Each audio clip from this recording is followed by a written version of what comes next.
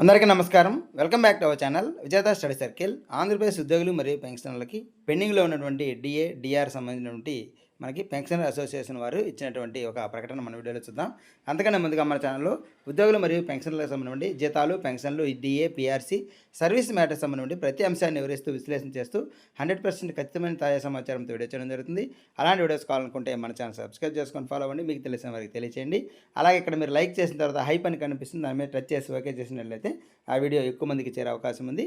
ఇక ఆలస్యం చేయకుండా మన వీడియోలోకి వెళ్దాం. State government pensioners association Andhra Pradesh వారు మనకి 24వ తేదీన ఒక ప్రకటన విడుదల చేశారు.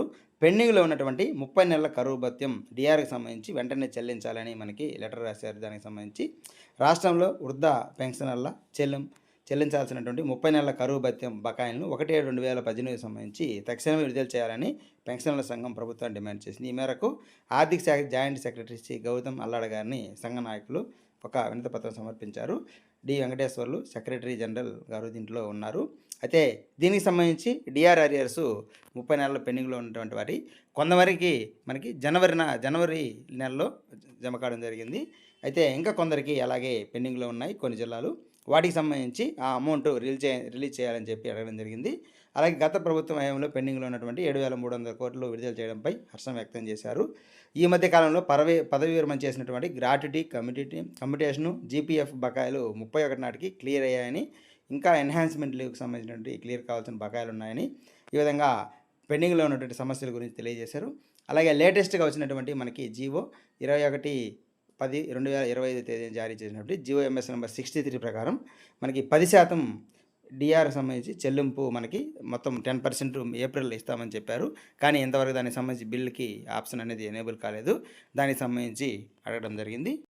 అయితే దీనికి ఆర్థిక శాఖ అధికారి గారు స్పందిస్తూ మే 1వ తేదీ నాటికి 1/7/2018 డిఆర్ సంబంధించి 30 నెలల అరియర్స్ ఎవరైతే పెండింగ్లో ఉన్నాయో వారందరికీ కూడా చెల్లించడానికి తగు చర్యలు తీసుకుంటాము అని చెప్పి మనకి ఈ విధంగా తెలియజేసినట్లుగా మనకి అసోసియేషన్ వారు ప్రకటనలో విడుదల చేశారు.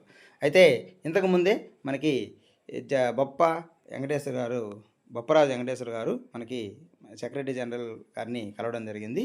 వాళ్ళు చెప్పినటువంటి విషయం కూడా 2018 డిఏఆర్ఎస్ బిల్లులు ఇంకా పెండింగ్లో కొన్ని ఉన్నాయి, వాళ్ళకి సంబంధించి ఉద్యోగులకు సంబంధించి కూడా ఇవ్వమని అడగడం జరిగింది. దీనికి సంబంధించి ఈ నెలాఖరికల్లా స్పష్టమైన ఆదేశాలు జారీ చేస్తామన్నట్టుగా తెలియజేశారు. అంటే వీటికి సంబంధించి 10% మనకి పెండింగ్లో ఉన్నటువంటి అమౌంట్లు కానీ, అలాగే కొత్త డిఏది, పాత డిఏకి సంబంధించి ఇంకా ఎవరికైనా పెండింగ్లో ఉంటే అవన్నీ కూడా మనకి ఈ నెలాఖరులోపు ఒక ప్లాన్ ప్రకారం దానికి షెడ్యూల్ని ప్రకటించే అవకాశం ఉంది. మే 1వ వారంలో వీటికి సంబంధించి అమౌంట్లు వచ్చే అవకాశం ఉన్నట్లుగా అసోసియేషన్ వారు తెలియజేస్తున్నారు.